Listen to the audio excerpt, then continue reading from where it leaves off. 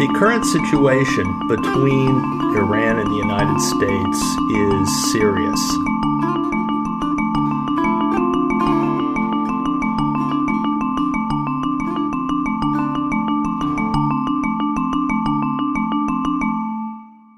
It is clearly the most serious situation since our rivalry with the Soviet Union up through the early 1980s.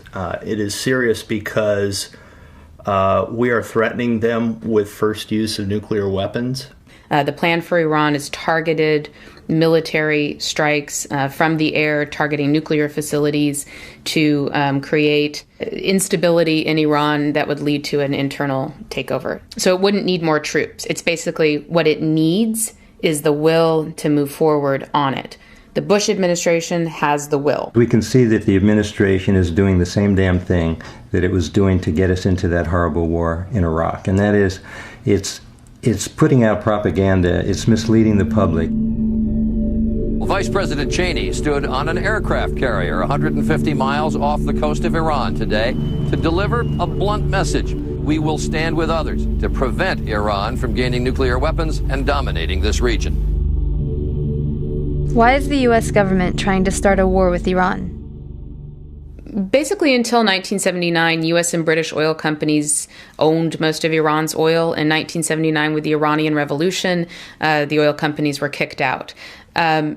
Since that time, I think it's safe to argue that U.S. and British oil companies and our governments have felt that that oil really belongs to them and have been trying to get it back. It's a tremendous amount of oil. Oil is not just about the profits that would be yielded to oil companies if they owned the oil, although it is a lot about that. It's also about the global power garnered by who controls the last bits of global oil supply. 2/3 of the world's reserves of oil and natural gas is in the Middle East Central Asian region. The largest is in Saudi Arabia, the second largest in Iraq, and the third largest in Iran. Control of this region has been policy since the U.S. emerged a new world power after World War II. In order to dominate the world, we must control the world's oil, and we must not tolerate countries that show how independence and defiance of the U.S. is possible. Plain and simple, the U.S. agenda is world domination. Please, Chick, that hurts. Don't do it anymore. Are you gonna be on my side if I let you up? Sure, Chick, sure. I'm on your side. Just set me up. I'll do anything you say. Controlling oil means you have a stranglehold on the world economy, and you have a stranglehold on countries who use oil. Either they depend on it for their economy or they import oil. The U.S. established business and military partnerships with the dictators in the region. The Saudi royal family in Saudi Arabia, Saddam Hussein in Iraq, and the Shah in Iran.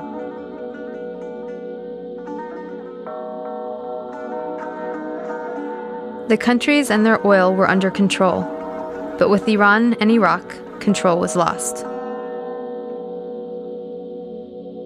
Something had to be done. After September 11th, 2001, the United States, the Bush regime in particular, launched a campaign, a sort of an unbounded, unending war for greater empire under the rubric of a war on terror. The architects of that envisioned creating an unchallenged and unchallengeable U.S. empire. These neocon theorists argue that after the collapse of the Soviet Union, the United States had a once-in-a-lifetime opportunity that without the Soviet Union, without this nuclear-armed superpower confronting the United States, the U.S. reigned unchallenged militarily. And if it did not act decisively, new challenges would emerge and it would go the way of other empires. I mean, the Russian empires collapsed twice in the 20th century, the Austro-Hungarian, the French, the British. Empires rise and fall fall increasingly quickly, and people like Paul Wolfowitz, like Dick Cheney, like Lewis Libby were very aware of this. So when September 11th came, they seized on this attack. They felt they had a political opening. Again, once in a lifetime. George Bush writes in his diary that night, this was the Pearl Harbor of the 21st century. A once-in-a-lifetime opportunity to launch this boundless war to reshape the Middle East and the whole world. The U.S. invaded Iraq and removed a brutal dictator from power, a dictator that we supported through his worst crimes. Saddam Hussein was our ally until he stepped out of line and invaded Kuwait without our permission, turning him into an instant enemy.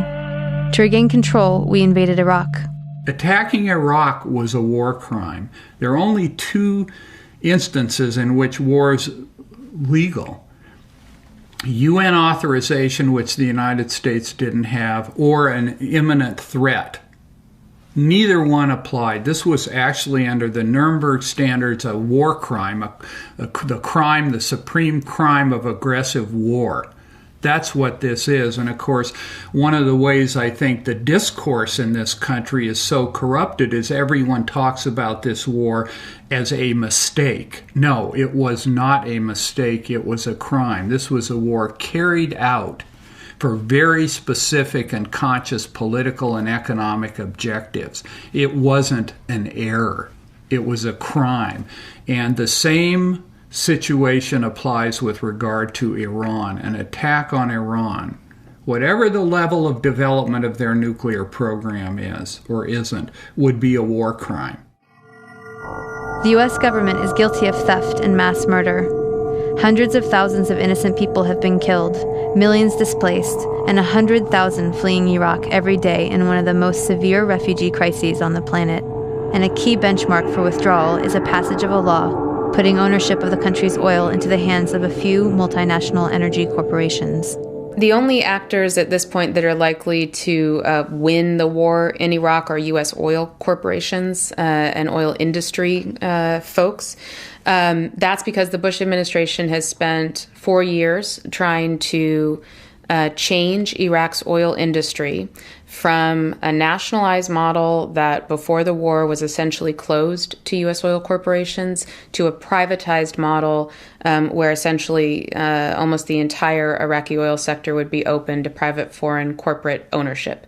And the Bush administration has been trying to do that through passage of a new oil law in Iraq so that an Iraqi government would pass the law would then be legal, and the Iraqi government would then sign contracts with U.S. oil companies, making it all on the up and up. So the slow process has been trying to get in place the right Iraqi government and then get the law passed in Iraq. The law is truly radical. Essentially, it would say before the war, U.S. oil companies didn't have access to Iraqi oil. After the war and the occupation, U.S. oil companies own the vast majority of Iraq's oil. Fairly successful use of a military by the interests of the U.S. oil corporations. Well, we're only advisors. You make your own laws. But I think you'll find that your new law is a good law.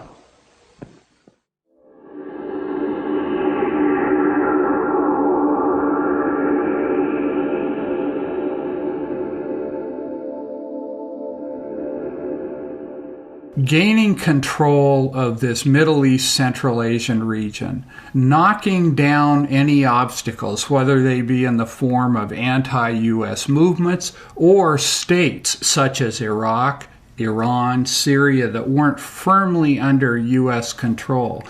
Once having done this and gained control of this region, Bush, Cheney, and company felt this would put the United States in a position, it would be a key element of preventing the rise of any challenger to U.S. power globally or regionally. And of course, the 2 main countries they've been worried about are Russia and China.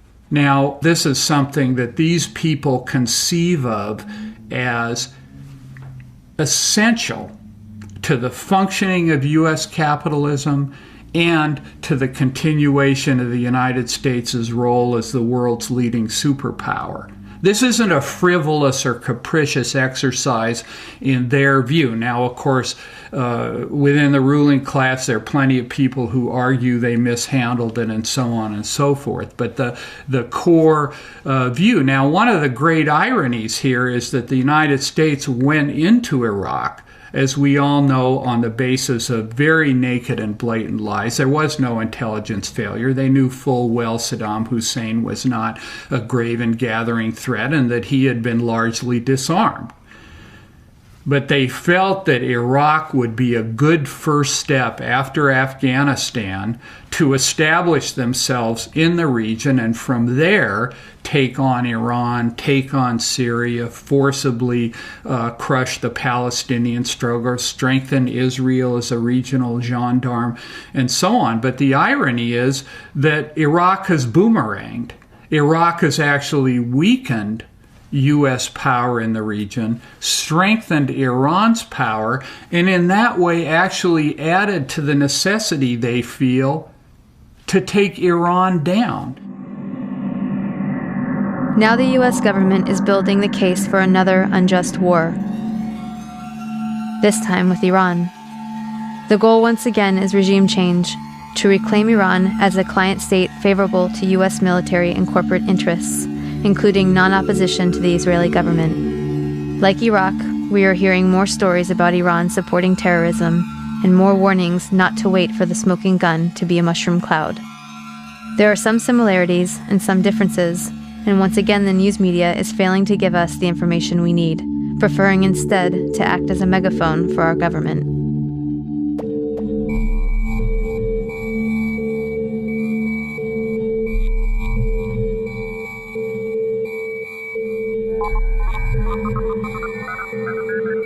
You know, it's really important as a first step towards preventing war on Iran that people keep in mind as they hear any rhetoric that's pushing towards war to have a skeptical eye.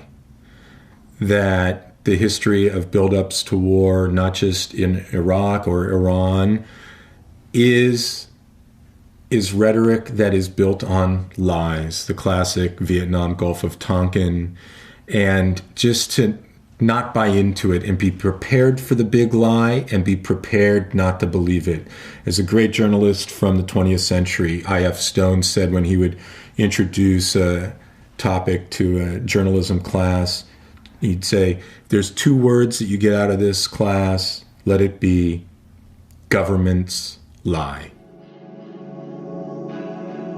Our country is presented as defending itself against a ruthless enemy, and to do this, we must hide any history that shows what we did to start the fight and how we escalated it until we could appear justified striking back with a crushing blow. Iran is a perfect example, and a war on Iran would amount to terrorism.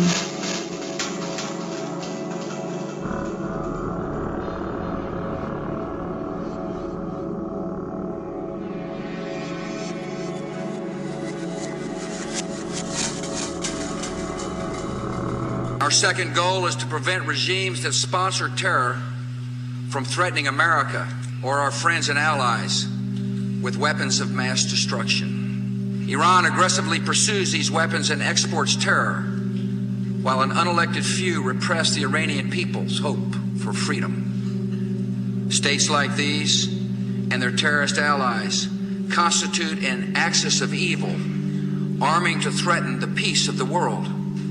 Iran is being positioned as the next front in the global war on terror.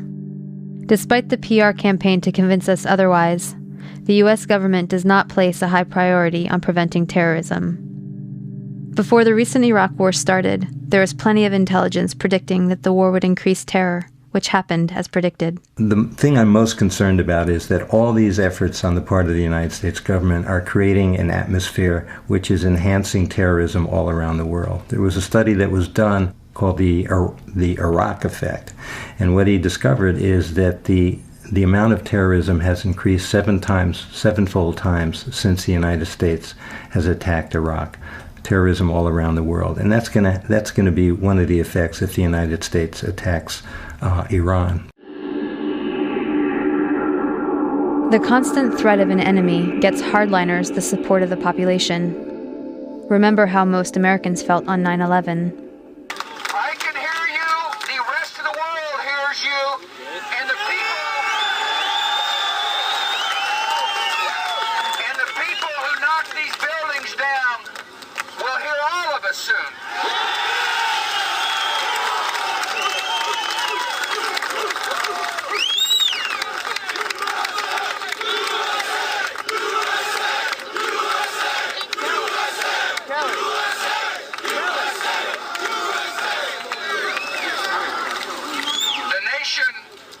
The nation sends its love. When a country is at war, it needs a strong leader who will not appease its enemies. It must convince the population that its enemies are irrational and bent on its destruction. It works for the hardliners in Tehran, just like it works for the hardliners in Washington. This brings us to Ahmadinejad, the much maligned, ultra-conservative president of Iran. As can be expected, his unrepentant, anti-Zionist, anti-Israel displays and defiance of U.S. demands to abandon the nuclear energy program are the media focus for our official enemy.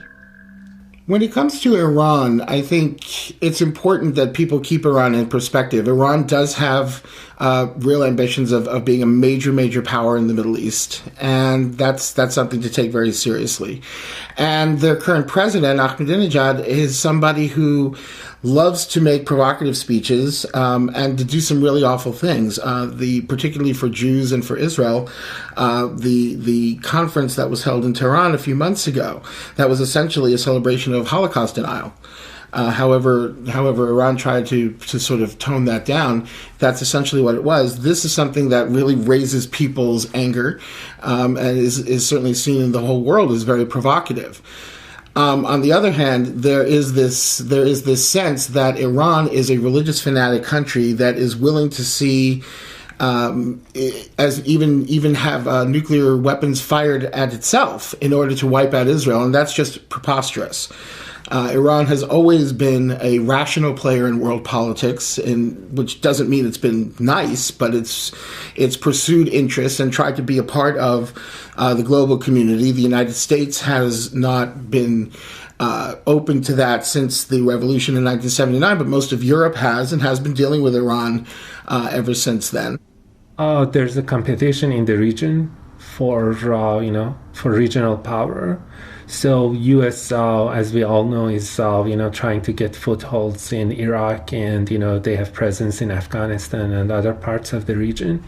So there's a competition for who could be, leading or who could be a kind of a regional power, and Iran is trying to be a regional superpower.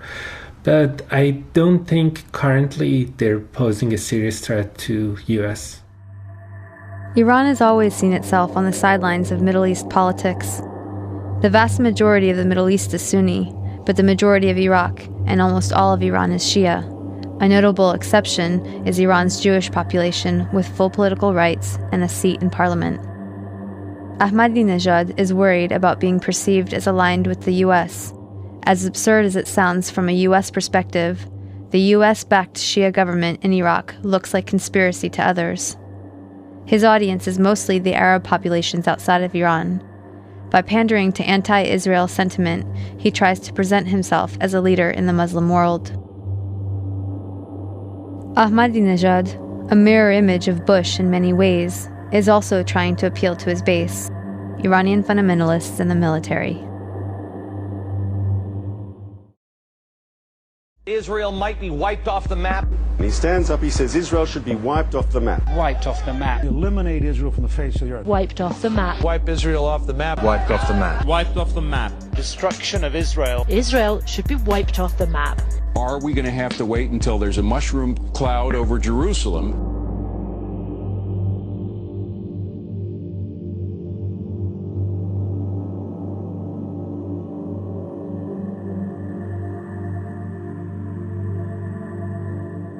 I think one of the things that we hear about Iran that's misleading is that the president, Ahmadinejad, is said to be really the person who's in charge in Iran.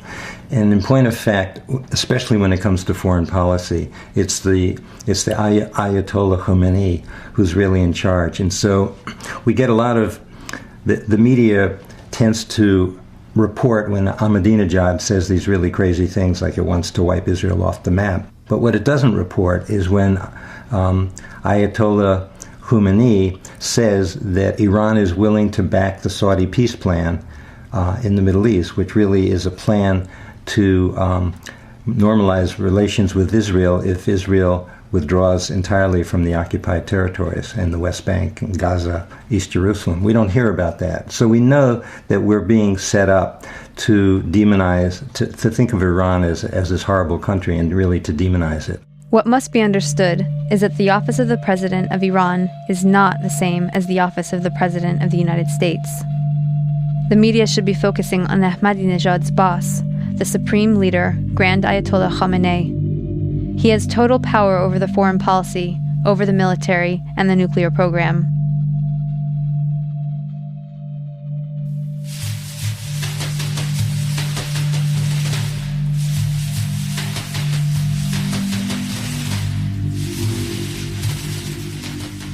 Also left out of the media campaign is Iran's 2003 offer to President Bush.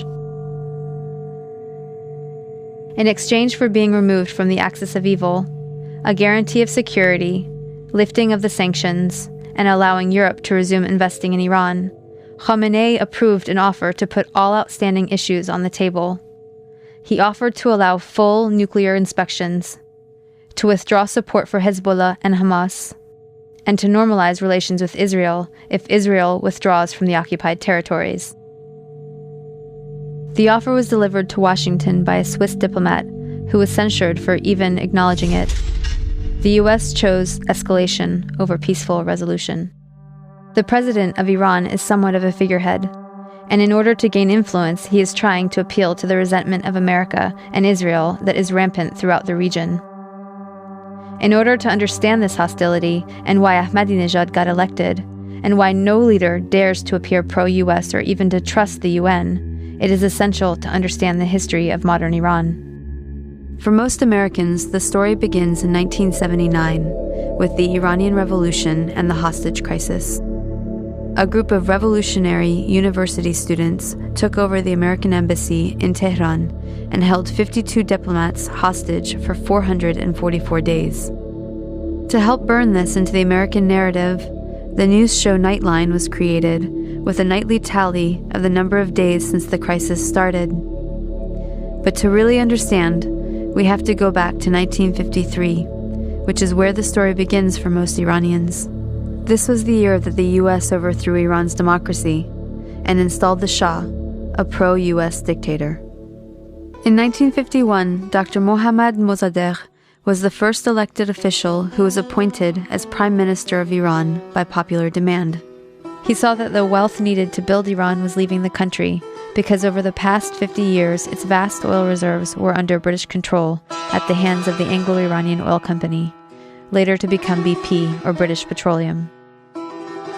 So Mossadegh became hugely popular for nationalizing the oil industry and taking back the oil. Hugely popular at home, but quite unpopular with the British government. Britain took Iran to the World Court over the matter and lost. They tried to hit Iran's economy by blockading the Gulf and halting trade.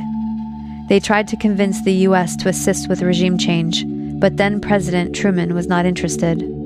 However, when U.S. President Eisenhower took office in 1953, Britain was able to persuade him under the Cold War pretext that Mossadegh relied on Iran's Communist Party for power. The newly formed CIA was sent to engineer a coup, codenamed Operation Ajax.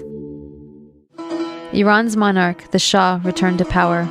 He had previously been weakened by the new parliament, a short democratic experiment designed to limit his powers.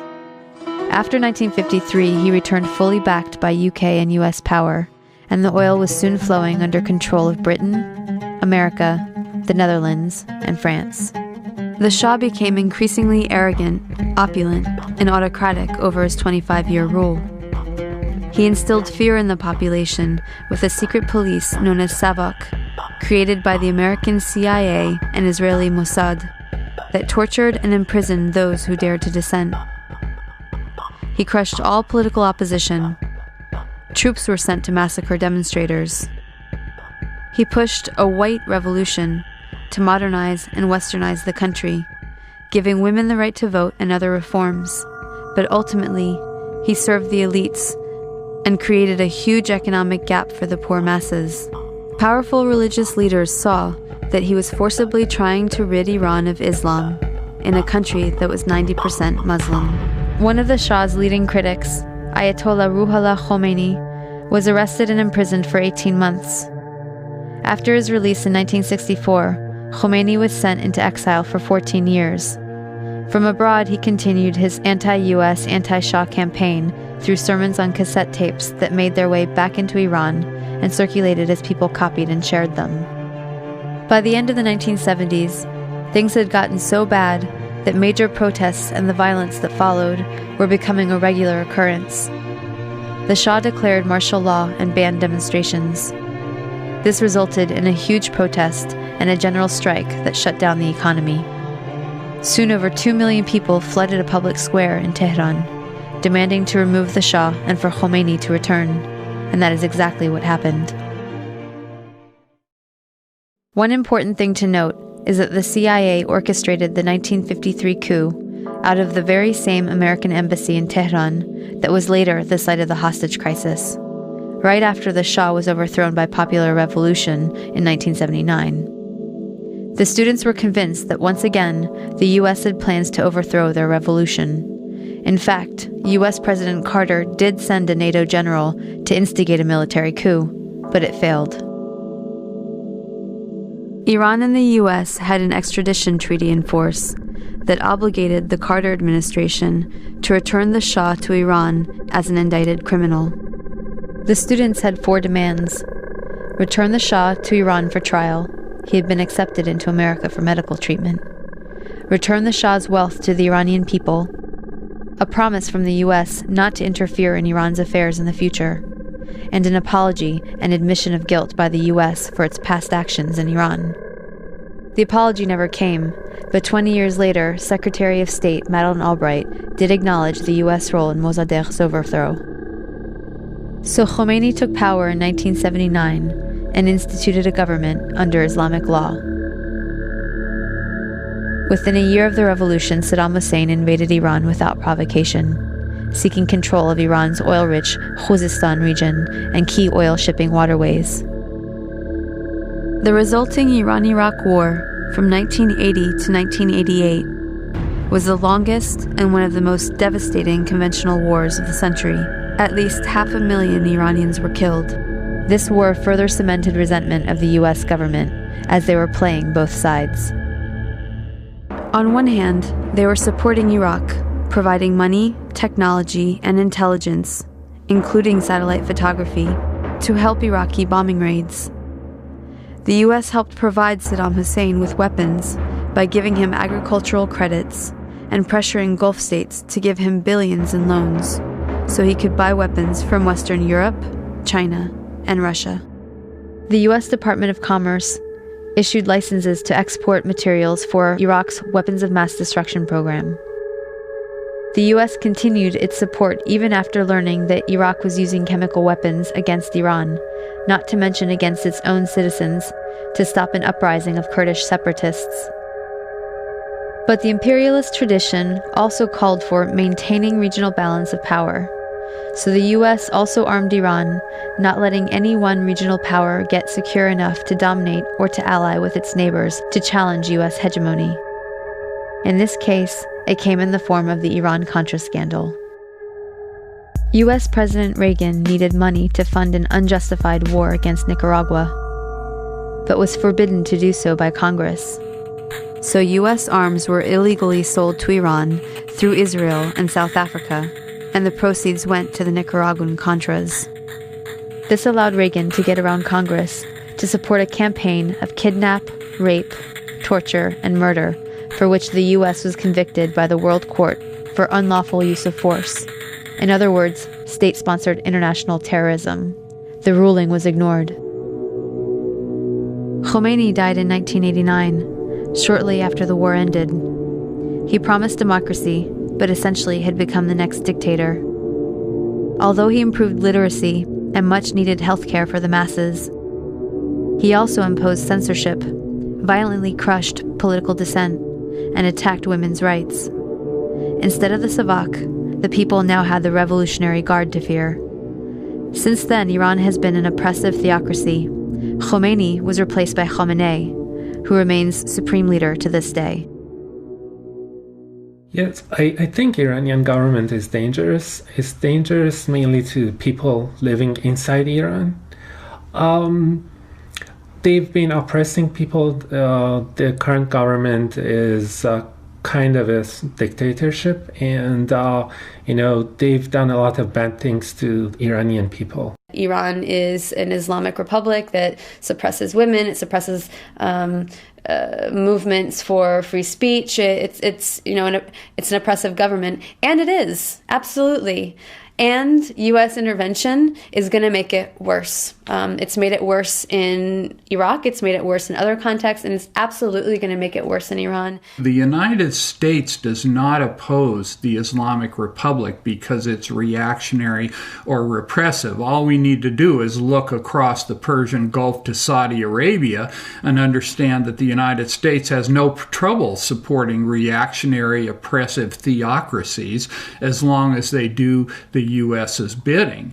And we've seen in Iraq, did the United States bring freedom and liberation to Iraq? No, they succeeded in killing an estimated 650,000 people, making refugees out of 3 million, destroying the country, and actually strengthening the hand of Islamic fundamentalist Shias who want to impose their own theocracy in Iraq. So it's increased the nightmare of the Iraqi people.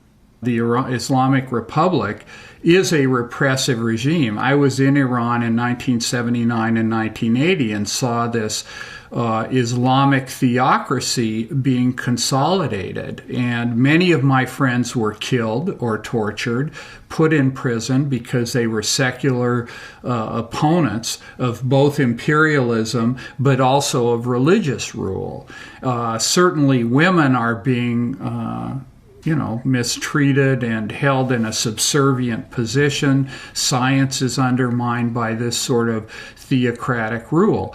Now, having said that, so this isn't a regime that I like, but having said that, I'm still fully opposed to any U.S. attack on Iran. The fact that the Islamic Republic is a reactionary, repressive regime does not give the United States the right to attack Iran.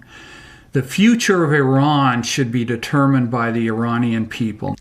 Iran has a democracy at the grassroots, and is very strong. It's just like coal under the ashes right now, that it's basically it's about to become a massive movement. And interesting is that the women's movement is very strong against inequalities in Iran and also against gender apartheid. The student movement is very strong. The workers movement also is going very strong, getting unions, and they basically intellectuals, writers, poets. It's so vibrant that you don't see this kind of grassroots movement for democracy in any other neighboring country.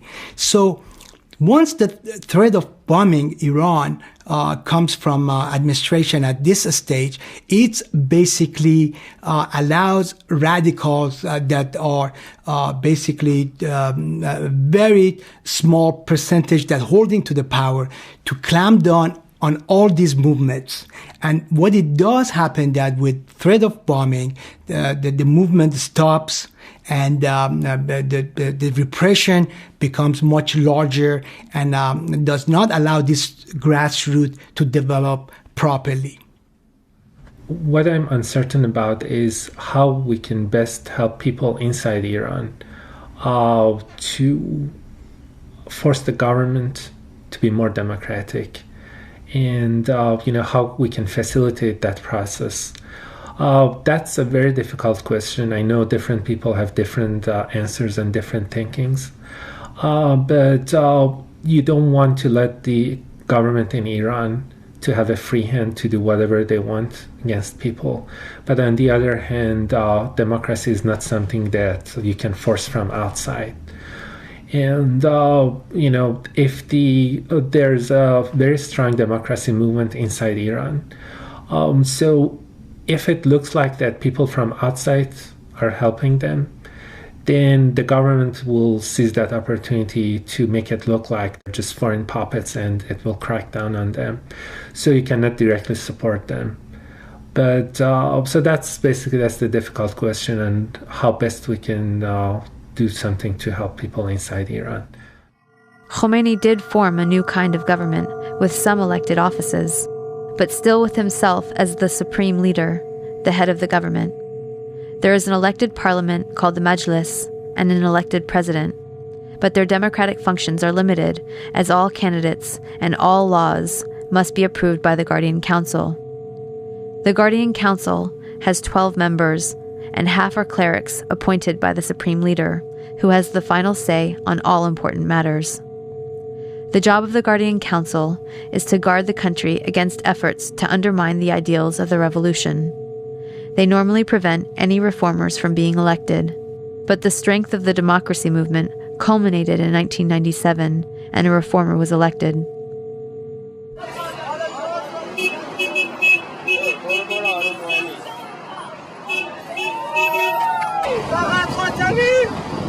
Only Khatami! Salam!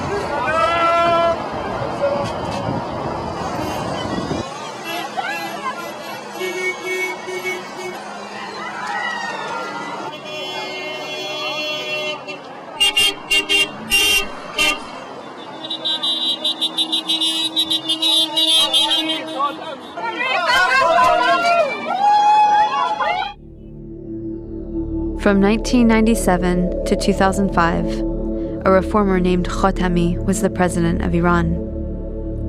70% of Iran is 30 years old or younger, due to Khomeini's urging people to have children at the start of the revolution, and losing many of the older generation in the Iran-Iraq War. He won the election, in large part due to support from women and the country's youth, who pressed their parents to vote for him.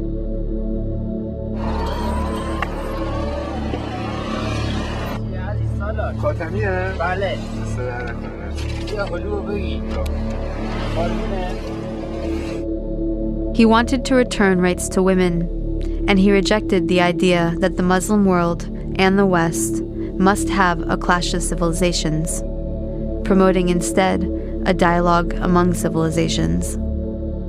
And like the US, the reformers can be undermined by more powerful interests.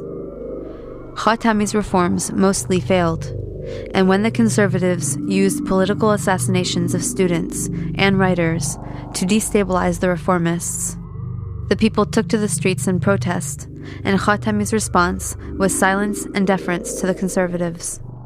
His supporters began to turn against him.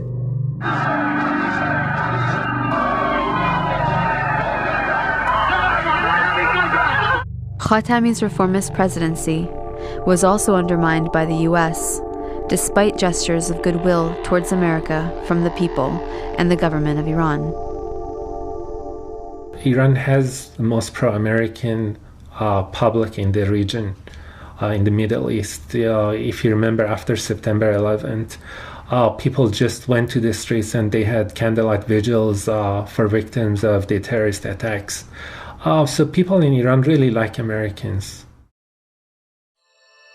In addition to candlelight vigils in the streets of Tehran, Iran's supreme leader condemned the mass killings of 9/11 and compared them to the genocide in Hiroshima and Bosnia. Then, when the US invaded Afghanistan, Iran had a mutual interest for stability. They helped to oust the Taliban and to get the warlords that controlled the country outside of the capital to cooperate with the new US-backed president, Hamid Karzai. Indeed, without Iran's tacit approval, the Afghani government could not take hold. In 2002, when Bush named Iran as part of the Axis of Evil, it came as a shock to Iran. In 2003, when Bush invaded Iraq, it was obvious where things were headed, and it was less of a surprise that he rejected Iran's offer to give in to U.S. demands on all outstanding issues in exchange for guarantees of security. The Bush administration has no interest in a more democratic Iran. If they wanted to help Iran's democracy movement, they would have helped the reformers by accepting the offer, and they certainly wouldn't have designated Iran as part of the Axis of Evil. In 2005, enough people shifted support to the hardliners to put Ahmadinejad in office. A former mayor of Tehran, he had a reputation for being incorruptible and was the first non-cleric to win. He campaigned as a man of the people who promised economic prosperity for the poor masses. His main opponent, Rafsanjani, was a wealthy moderate cleric, and the reformers didn't dare run in elections that year. Many reformers even became anti-US. The US further helped the hardliners by getting the population to rally behind them on the nuclear energy program for peaceful civilian use, an inalienable right guaranteed to them by the Nuclear Non-Proliferation Treaty, or the NPT. The Non-Proliferation Treaty is a treaty that was signed in the late 1960s, and its aim was to curb what we call the horizontal proliferation of nuclear weapons. In other words, countries that heretofore had not had nuclear weapons power status would not themselves develop nuclear weapons. It was a bargain between the nuclear powers at the time, France, England, the United States, Russia, and China, and what we call the nuclear have-nots, that in return for them having the ability to develop civilian nuclear power, they would not use that technology and know-how to develop nuclear weapons. The nuclear weapon states themselves were pledged under Article 6 of the treaty to themselves undertake vigorous programs towards disarming their nuclear arsenal. Those nuclear weapon states have failed in their part of the bargain, and they've held on to their arsenal, setting a very terrible example for the rest of the world. For example, with the United States, while we're admonishing Iran to make their processes open, to not become a nuclear weapons power, that right now our government is proposing that we rev up the Department of Energy facilities to develop a new arsenal of nuclear warheads, which are called the Reliable Replacement Warheads. This project, which is projected to cost in the hundreds of millions of dollars, represents new nuclear weapons, and it's a shame that our government is actually taking the lead in starting a new nuclear arms race. It is actually our government with the largest nuclear arsenal that should be taking the lead in disarmament and to set by example the path that other countries should take. Violated its NPT obligations, continuing to develop new weapons, including those intended for use against Iran. Also, the US gives a pass to its allies, Israel, India, and Pakistan. None of them are signatories to the NPT, and yet the US supports development of their nuclear weapons program.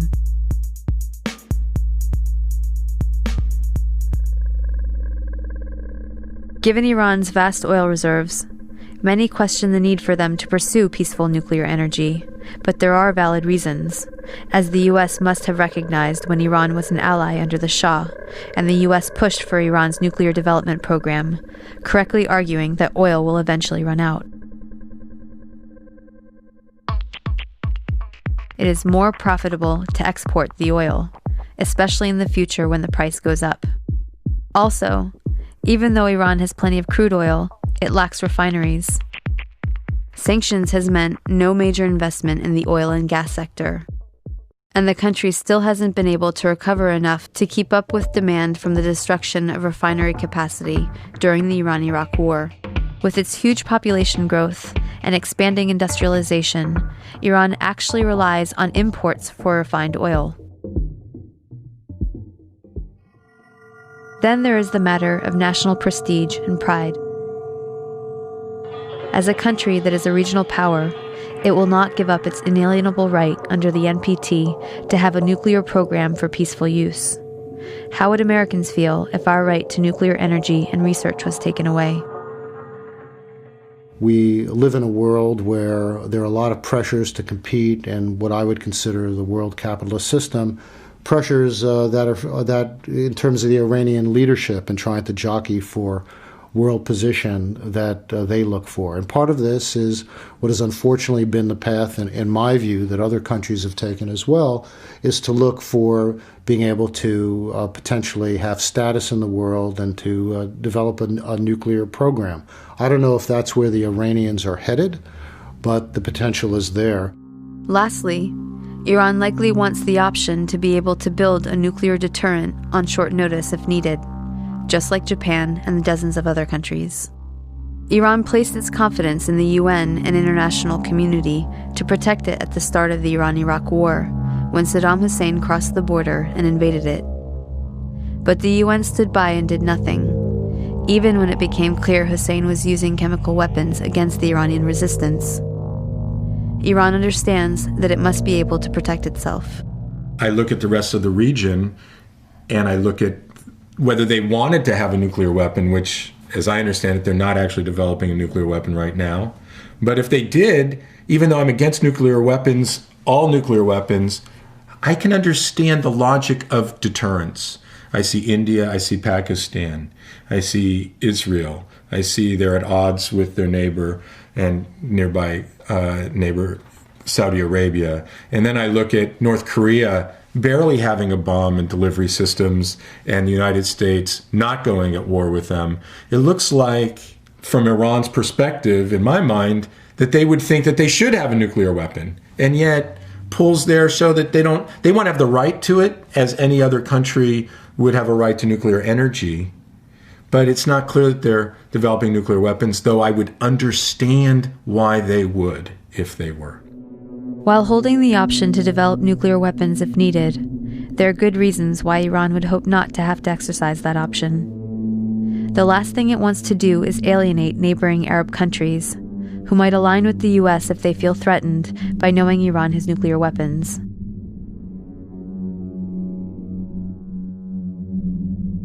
It would strengthen the US position and undermine Iran's regional influence. The Iranian government may not be lying when it says it has no intent to build weapons, as it has said consistently throughout the US campaign to portray this official enemy as an unreasonable, unrelenting threat to the world. Iran's supreme leader, Ayatollah Khamenei, has declared repeatedly that Iran will not attack or threaten any country. He has also issued a fatwa against production, stockpiling, and use of nuclear weapons, and banned nuclear weapons as sacrilegious. Iran has been a consistent supporter of the NPT and called for a nuclear weapons-free Middle East. Under U.S. pressure, the UN Security Council ordered Iran to stop enriching uranium and has imposed sanctions without justification. The International Atomic Energy Agency, or the IAEA, is in charge of monitoring the nuclear programs of all countries. The IAEA is supposed to work with countries to resolve issues and report them to the UN Security Council if they cannot be assured that a country has not diverted nuclear material for non-peaceful use. If that happens, the Security Council can then decide to impose sanctions or use force. In the case of Iran, there is no evidence that Iran is building or even intends to build nuclear weapons. The IAEA director, Dr. El-Baradei, has consistently confirmed that there has been no diversion of safeguarded nuclear materials in Iran. I have been concerned by hearing a lot of talks about use of force. I think that's, in my view, very counterproductive. What we have seen on the ground in Iran that are issues that need to be clarified. I have said again, Iran needs to build confidence through suspending its enrichment-related activities. But that has been said. I have repeated that we have not seen any undeclared facilities operating in Iran. We have seen any concrete evidence that the Iran program is being weaponized. We have not received any information to that effect. So I haven't heard any other information to the contrary. So while we're still concerned about the nature of the Iranian program, we should not, I do not believe at this stage that we are facing clear and present danger that require that we go beyond diplomacy. He has also repeatedly urged skeptics in Western capitals to help the IAEA by sharing any possible proof in their possession of suspicious nuclear activity in Iran. But the only proof offered has been proven false. The U.S. instead relies on coercion to get the UN and international agencies to serve the U.S. agenda.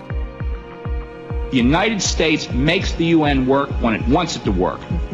And that is exactly the way it should be, because the only question for the United States is what's in our national interest. And if you don't like that, I'm sorry, but that is the fact. India was told there would be no U.S.-India nuclear deal if they did not vote against Iran at the IAEA. Mistrust of Iran is based on the fact that Iran developed reactors in secret for 18 years. The U.S. offers this as evidence that Iran has something to hide, but the undeclared work was justified given the U.S. campaign to undermine any effort to develop out in the open. Iran learned that their contracts with countries like Germany and China would be canceled under U.S. pressure. Thus, Washington systematically violated, with impunity, Article 4 of the NPT, which allows signatories of the fullest possible exchange of equipment, materials, and scientific technological information for the peaceful uses of nuclear energy. There are solutions to the transparency issues, such as putting all the world's nuclear energy production and distribution under international control. But since this doesn't give the U.S. control, such proposals are dismissed. We are left with escalation disguised as diplomacy, where U.S. offers to negotiate with Iran require that terms of the negotiation be conceded before the talks can even begin. Washington is not afraid of Iran becoming a nuclear threat anytime soon. Misleading the American public to believe otherwise is a pretext for war. But there are some things Washington does fear. Due to historical accident, most of the world's petroleum is in Shiite parts of the Middle East, including Shia-controlled Iraq, Shia Iran, and the Shia region of Saudi Arabia. Washington's worst nightmare is the formation of an independent, loose Shiite alliance, controlling most of the world's oil, possibly even joining the Shanghai Cooperation Organization, linked to the Asian energy security grid. U.S. economic rivals China and Russia are members, and Iran is an observer. The U.S., however, is shut out. Also, Saudis and Japanese are holding financial reserves in U.S. dollars, propping up the U.S. economy. If the energy grid expands, they may diversify, causing the value of the dollar to plummet. The economic problems for the U.S. could be huge.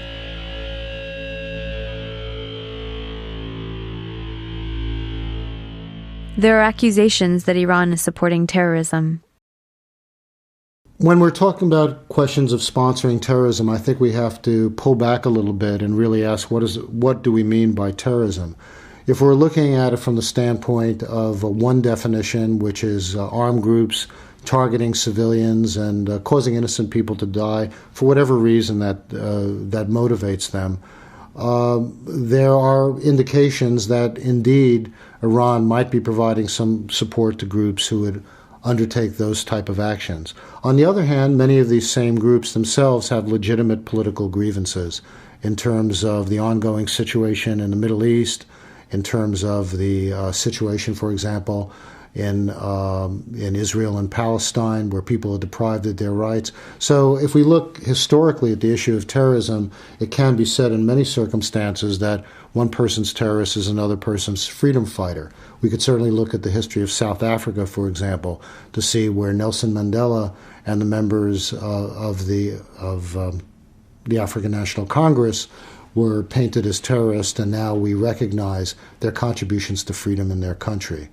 Compared with this issue, we also have to look at what the experience of our country has been and what we have both directly and indirectly supported, which could equally be looked at as terrorism. So we can look at the fact of the wars in Central America of the 1980s, where we backed death squads in Guatemala and El Salvador, and we backed the counter-revolution in Nicaragua, all which targeted innocent people, which propagated severe human rights abuses, including torture on many of these people.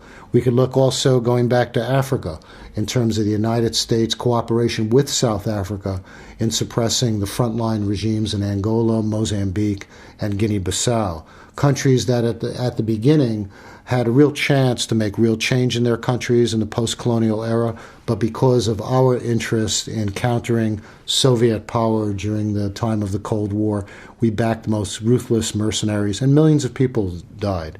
The consequences of those types of policies, which are equivalent to what the carnage wrought by terrorism, has been, for example, in Africa, countries that are awash with arms, that our country permits small arms, hundreds of thousands to flood places like Africa, where the really terrible wars in places like Sierra Leone and other countries in West Africa flourish. So again, we really have to look at the responsibility going across many different countries in this case, and in particular, since we're here in the United States, to look at the prime responsibility of our country being the strongest superpower in the world is basically dictating the course of action for much of the way the rest of the world runs.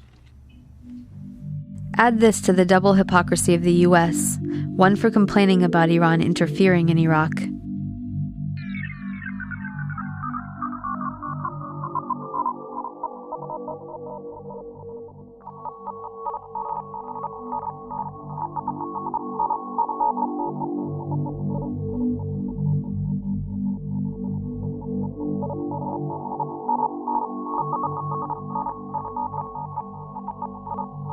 And two for U.S. sponsorship of terrorism in Iran.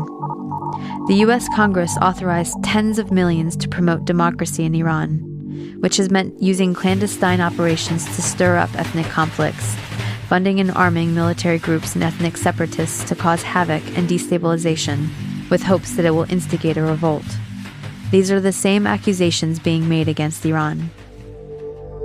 The new direction in U.S. policy is yet another imperialist tradition of divide and rule by funding and inciting region-wide sectarian conflict between Sunni and Shia. Further evidence that terrorism is not a priority to the U.S. policy planners is that they are funding militant Sunni Arabs in the region that are anti-U.S. and pro-Al-Qaeda to check the Shia power in Iran and Iraq. As long as there is conflict, the U.S. can justify its military presence. The U.S. has also taken more direct confrontation with Iran in preparation for war. An attack force has been sent to the Gulf with aircraft carriers waiting for orders to start bombing on 24 hours' notice. The first was the USS Eisenhower, named after the man responsible for the last time the U.S. overthrew their government. U.S. forces have Iran surrounded on both sides, occupying Iraq and Afghanistan. Under U.S. pressure, they are isolated from the international community. The U.S. has sent over 100 long-range jet bombers to Israel. This was advertised in the Israeli press for Iranian intelligence to know that they are capable of hitting Iran, as they did in Iraq to bomb the Osirak nuclear reactor. The threats alone made by the U.S. are illegal, as the UN Charter prohibits threat or use of force.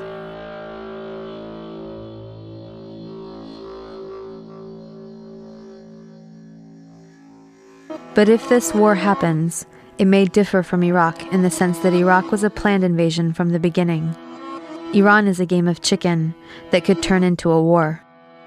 Each side thinks it has the upper hand and believes if it can hold out, it will be in a better position to negotiate, forcing the other side to back down. But neither side seems willing to back down. The U.S. is overconfident because it scared Europe onto its side and now has unified support across the board. Developing countries, especially India and Brazil, are aligned with the U.S. and will vote with it at the UN. Even Democrats at home are on board, with all the leading presidential candidates stating, a nuclear Iran is intolerable, and all options are on the table. There is a consensus. This is perhaps the most serious problem. There's a near consensus among the policy leaders in Washington, both Democrats and Republicans, that are encouraging the war fever with Iran. You have people like Barack Obama, who just recently said that all options are on the table with respect to Iran. Those are the magic words. Those are the magic words that every front-running candidate has to use to please AIPAC, the American-Israeli lobby. So they have to say those words. Well, they don't understand that those words have dramatic implications in the Middle East. That we can't, if we keep rattling these sabers, we are encouraging instability. As Mike Gravel said the other night in the debate among the Democrats, he said, look, no option off the table means a code word for a nuclear attack on Iran. We still have to make it clear that Iran having a nuclear weapon is absolutely unacceptable. We have to try to prevent that at all costs. I think no president, no responsible president would ever take any option off the table. Iran is an adversary. Their pursuit of nuclear weapons poses a grave threat to us. The Iranian government is overconfident because the country is solidly behind it, mobilized on the nuclear issue. Most government critics would self-censor during a confrontation. The government also knows it could turn Iraq from a quagmire to a nightmare. It understands that if attacked, it could close off the 20-mile wide Straits of Hormuz in the Persian Gulf, where most of the world's oil tankers must pass through. Oil prices would double overnight, devastating economies around the world. And not least, it knows that most Americans are against Bush and don't want war with Iran. So the danger is that the situation will escalate. The U.S. goes to the UN for sanctions, expecting Iran to back down. Iran sees this as in the tradition of imperial ultimatums, knowing that those who give in are seen as traitors, and those who stand up to the U.S. are seen as heroes. Iran withdraws from the NPT and proceeds full steam ahead with the nuclear program. The U.S. and/or Israel might then have limited airstrikes, claiming it will only be a few days with no civilians targeted, thinking then that Iran will back down. Or we might see a much larger bombing campaign, especially since we don't know where all the hidden nuclear sites reside, and since there is an expressed interest in taking out the entire Iranian military. The result would be mass destruction of the country, countless innocent lives, and a new generation of jihadi freedom fighters. Again, this is not a big problem for Washington. Iran's response would not be to directly attack the U.S. or Israel, knowing it would mean the instant destruction of Iran. Instead, it would likely hit back where it has the upper hand, in Iraq and Afghanistan.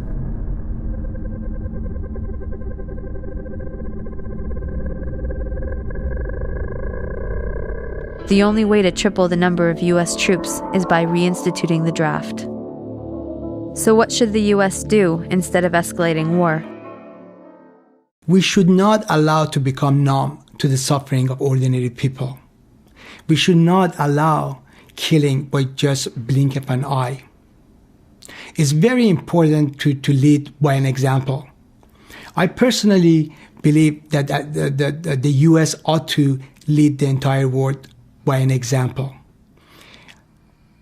Resolving all global issues through persuasion, not fear.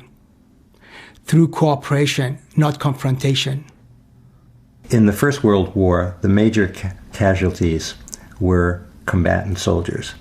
But as the wars have increased over the years, the major casualties, the major loss of life, have been non-combatants, have been civilians. And therefore, I don't think one can anymore justify wars unless it's absolutely necessary as a defense because your country's being attacked.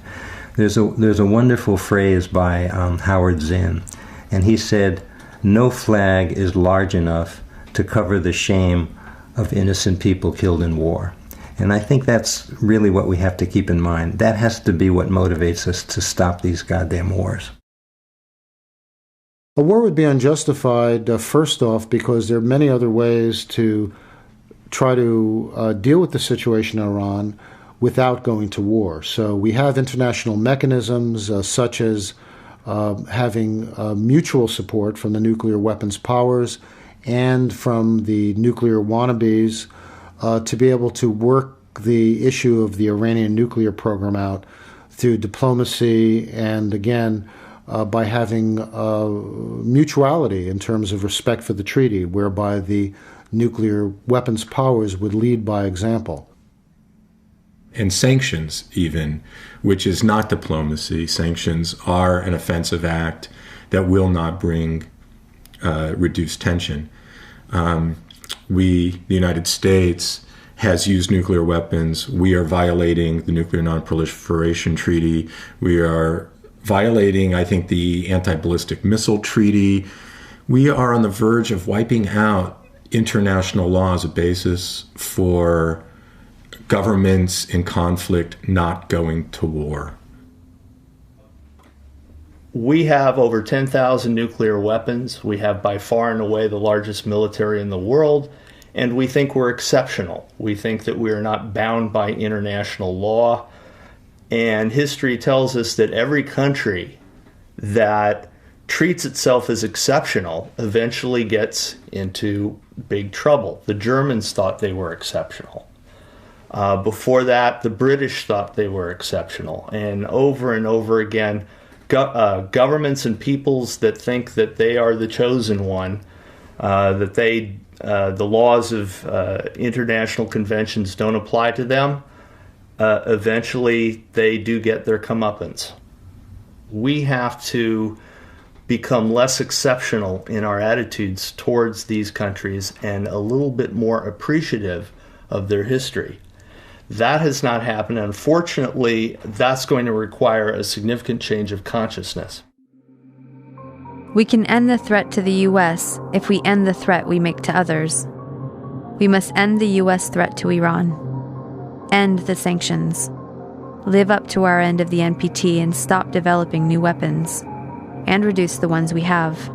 Sit down and negotiate.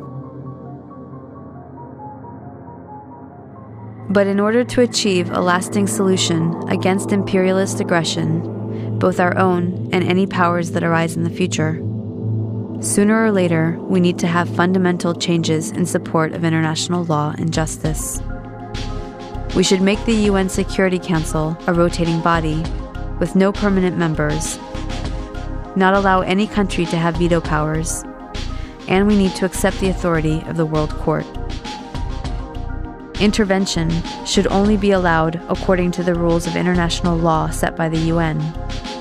The U.S. should withdraw from Iraq, Afghanistan, and the rest of the Middle East and pay reparations.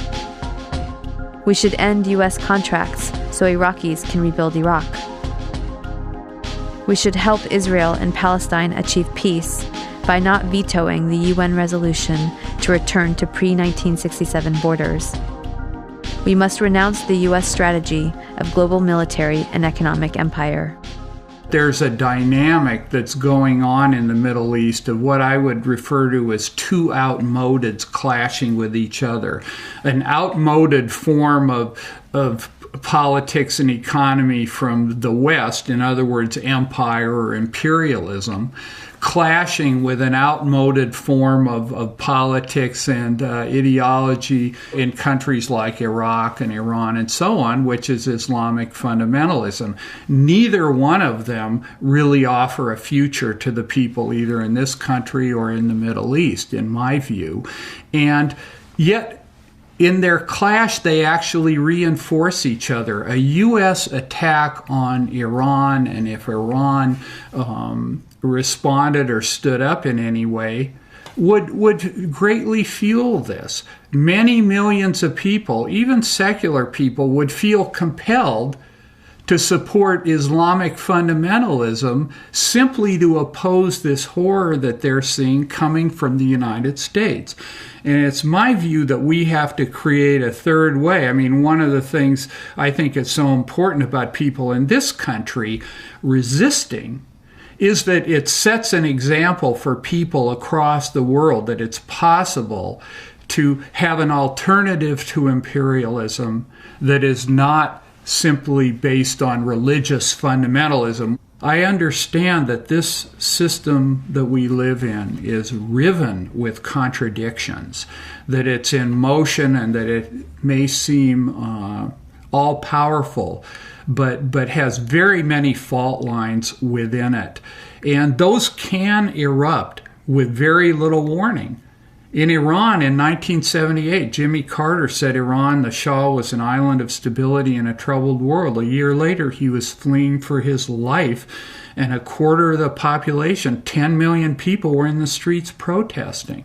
This came from nowhere, but it seemed to come from nowhere, but it came from these deep fissures and fault lines, contradictions within the existing order. So it is possible for a big resistance and a revolutionary or progressive movement to come forward. So I think that creating that kind of resistance in this country, starting with driving out this Bush regime and repudiating its program, impeaching Bush and Cheney, I think would open up an enormous amount of political space for people all around the world, including in Iran.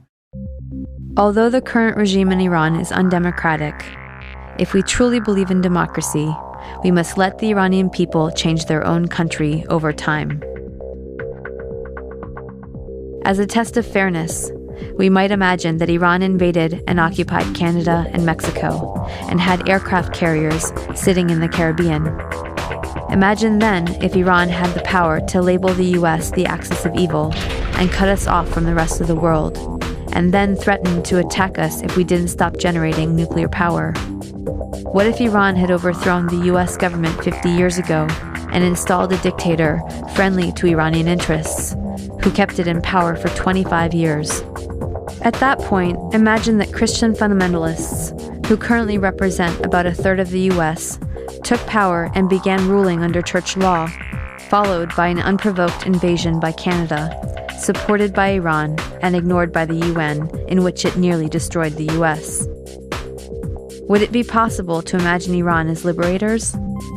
Would Iran be justified in attacking if the US government helped Christian fundamentalists in Canada to take up resistance? Would it be justified to hate and fear all Christians because of the ones that took and abused power in this context? This is not about good guys and bad guys. Both the American and Iranian governments are working against the interests of the people. But the deadly game of chicken was begun by the US, and the US has the power to end it. We should look at our current policies and actions against Iran, look at some better options, and figure out a way to change the minds of the people running our government and prevent another criminal enterprise that will cost many more lives. It has been done in the past, and if people take action, it can be done again.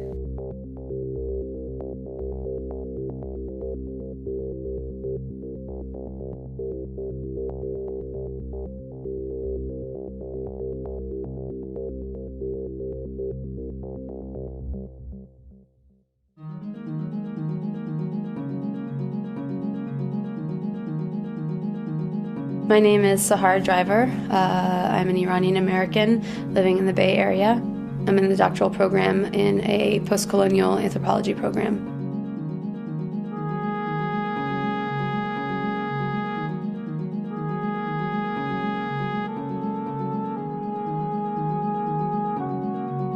My name is Mitchell Plitnick. I was born in New York City, grew up there. I live in Alameda, California, and I am the Director of Education and Policy for Jewish Voice for Peace.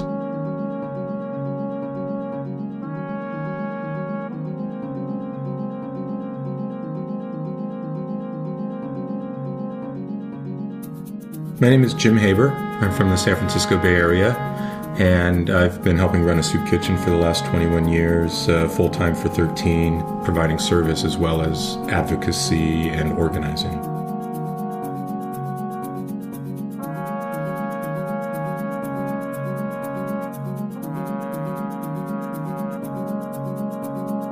My name is Bob Gould. I grew up in the Bronx, and for the last 30 years I've lived in San Francisco.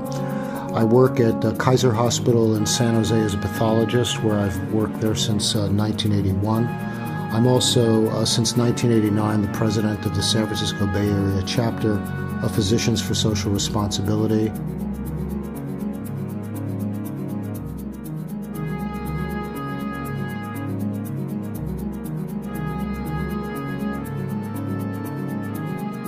My name's Antonia Yuhas, and I live in San Francisco. I'm an activist and an author.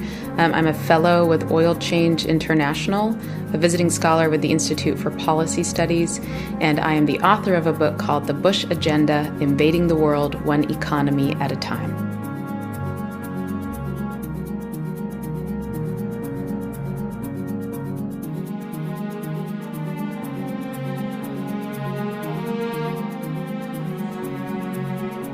My name is David Glick. I live in Fairfax, California, a small town in Marin County. I work as a psychotherapist. I've been doing that for about 30 years, and I spend a lot of time doing political activism of different kinds around social justice and peace issues, and in my spare time I write poetry.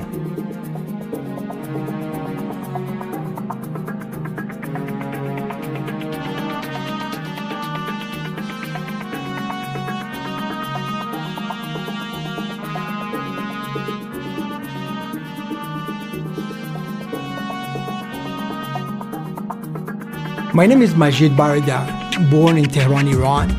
I've been here in the United States last 35 years, and for last 28 years I've been a U.S. citizen. My profession is civil and earthquake engineering that spans over 26 years.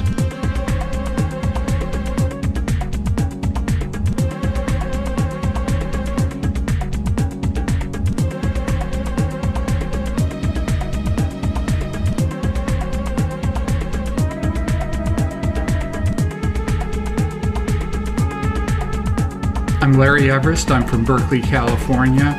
I've been covering the Middle East and Central Asia for over 25 years for Revolution newspaper and other publications, and I'm the author of Oil, Power, and Empire, Iraq, and the U.S. Global Agenda, and other books.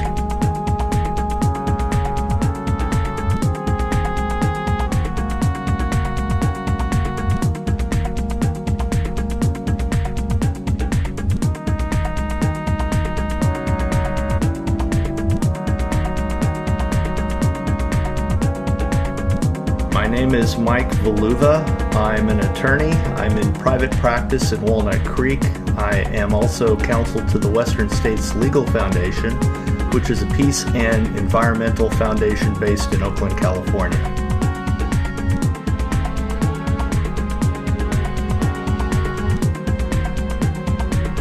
My name is Shahab Laegi. I'm originally from Iran. I immigrated to the United States about 15 years ago, and I've been a citizen for past 3.5 years. I'm an engineer. I'm a software engineer. I live in Redwood City, California. It's in the Bay Area.